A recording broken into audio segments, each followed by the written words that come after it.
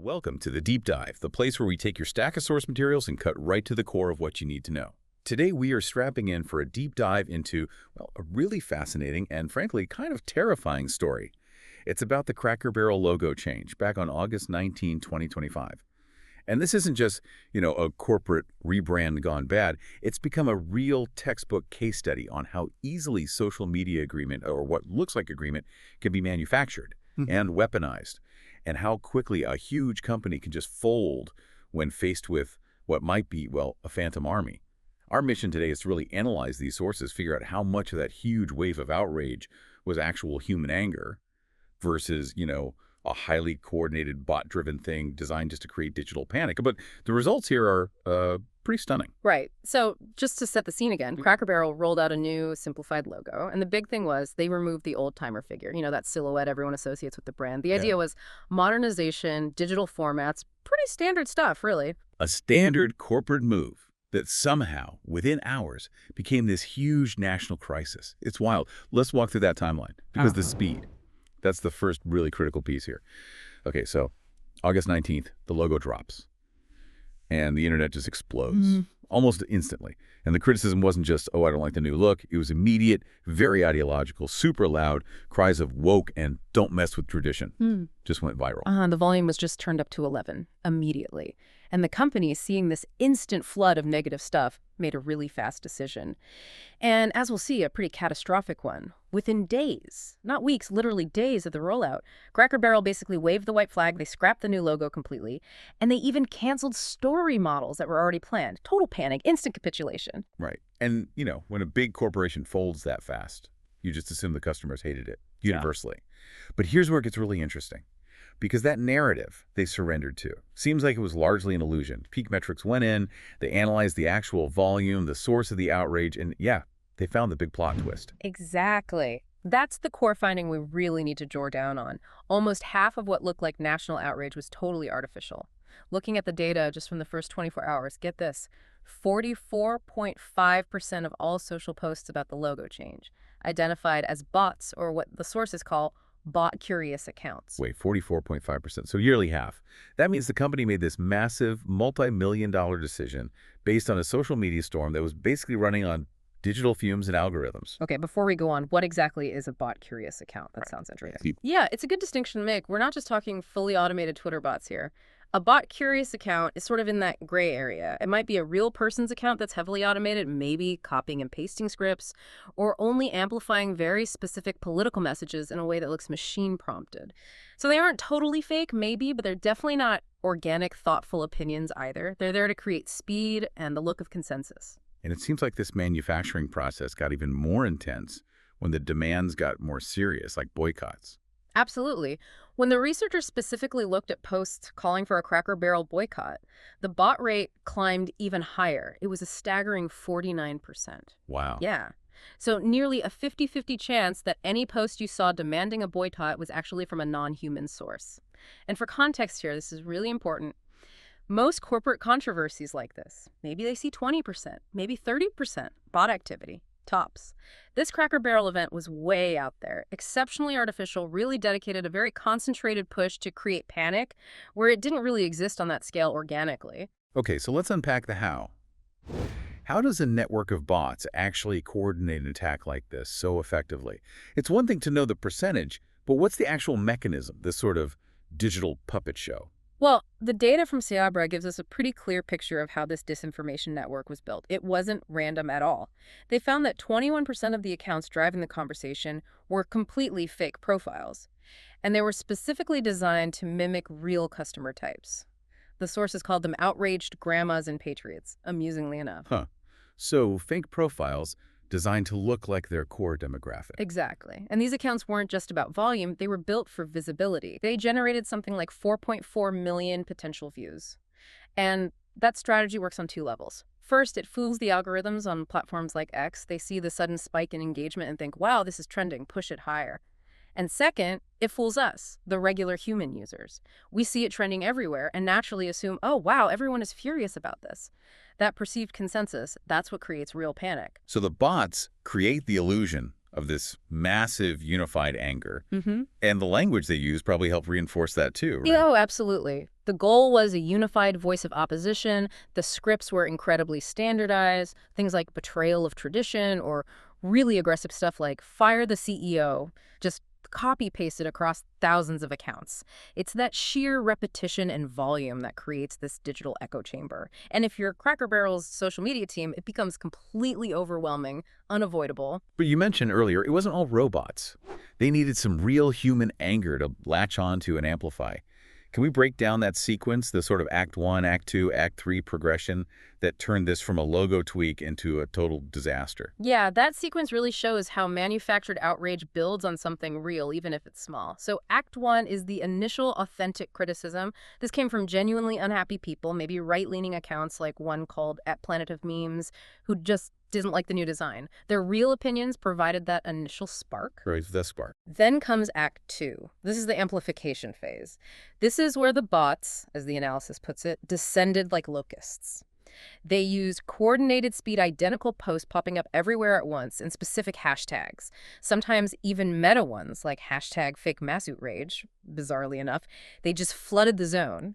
This is where the bots took that small, real criticism and gave it this huge tactical digital megaphone. Suddenly, it looks like a nationwide revolt. And once you have that kind of momentum from Act 2, that manufactured momentum, then Act 3, the chaos phase, is almost guaranteed. Exactly right. The bots amplified the noise so successfully that big external human actors couldn't ignore it anymore. We're talking influential figures, maybe political commentators like Trump, even rival restaurant chains jumping in to score points or grab attention. And once those actors join the pylon, believing the outrage is real, the whole thing spirals completely out of the company's control. The bots create the signal, then powerful humans confirm the noise, making it seem legitimate. So if the noise was, what, almost half fake, we really need to talk about the cost. This wasn't just bad PR. It had real devastating financial consequences. What did this panic actually cost Cracker Barrel? This is where the rubber meets the road. Manufactured outrage is incredibly expensive. We can actually put numbers on the fallout from this bot-fueled meltdown. Yeah. The company saw its stock take a huge hit, a 10.5% plunge. That wiped out roughly $100 million in market value. Gone. $100 million, just gone. Over a logo change amplified by bots. It almost sounds like science fiction. It does, and the damage wasn't just on Wall Street. It hit their actual business, too. Foot traffic dropped, people stayed away, they saw an 8% drop in traffic to their restaurants.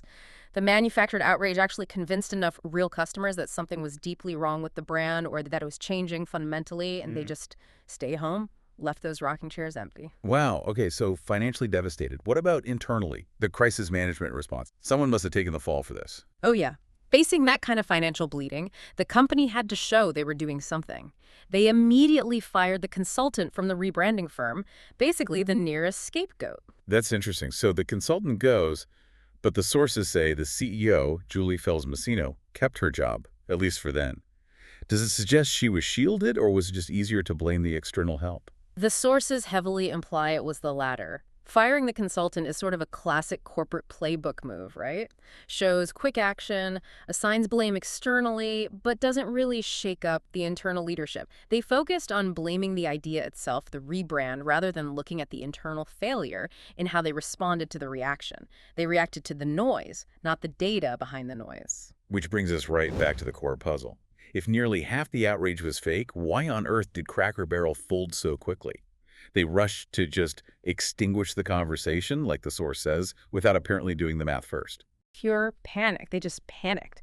They completely failed to tell the difference between real customer feedback and this sophisticated bot attack because they didn't have a proper crisis plan ready. They went with gut feelings, with fear, instead of looking at the actual data. There's a great quote from Maria Harrison, a digital marketing CEO, who said, "Bots lit the match, real people piled on, and Cracker Barrel brought the gasoline." Ouch. Yeah.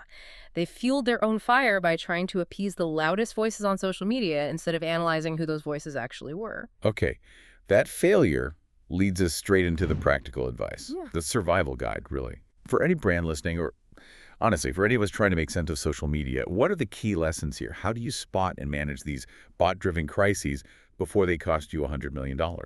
Right. We've basically distilled it down into 4 essential steps for handling this kind of weaponized social media outrage. Step 1 is Look for red flags. You have to train your team, or even just yourself, to spot the signs of a manufactured campaign. Look for tons of repetitive posts, identical hashtags popping up everywhere, and activity that seems weirdly concentrated on just one platform, like X, which is often ground zero for this stuff. That's your first clue that maybe this isn't organic anger, maybe it's coordinated. Okay, but what about a smaller company? One without a huge data science team. How do they tell the difference between just repetitive posts from angry people versus a coordinated bot thing? That's a fair point, and it leads straight to step 2. Verify authenticity. You can't just count angry comments. You need to start using tools.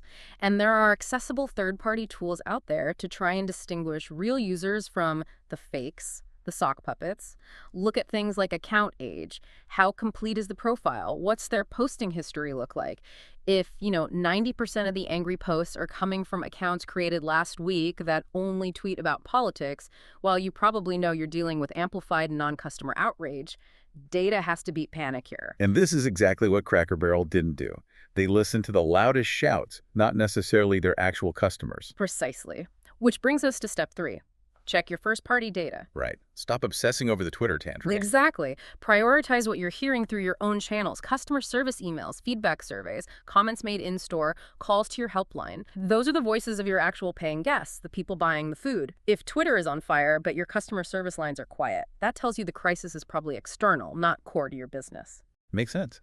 So identify red flags, verify who's talking, check your own data. What's the last step? Step 4 is crucial. Respond calmly. Resist that urge for the knee-jerk apology or the instant capitulation that basically hands the bots a victory. They want you to overreact. Take a beat. Verify where the criticism is actually coming from. Then focus your response, if one is needed, on addressing the concerns of your real guests. Don't get drawn into apologizing to the robot army. It really boils down to having a plan, doesn't it? Cracker Barrel's meltdown is such a clear cautionary tale. It shows that when bots hijack the story, understanding that digital battlefield is just critical for survival. Having that crisis plan, using analytics, that's what stops these incredibly costly overreactions. Data beats panic. Absolutely. The future really belongs to the skeptical, I think. Brands, organizations, even individuals, we all need to listen carefully, yes, but then verify thoroughly. Because this challenge goes way beyond just corporate logos. This deep dive showed the massive financial and operational cost of simply not knowing who your critics really are. The final thought for you, the listener, is this. If social media outrage can be manipulated this easily, what systems do you need to build into your own life, in how you consume news, maybe in your business, in how you judge what looks like consensus? How do you make sure you're seeing through the noise and checking the authenticity of information? That skepticism might be your best defense.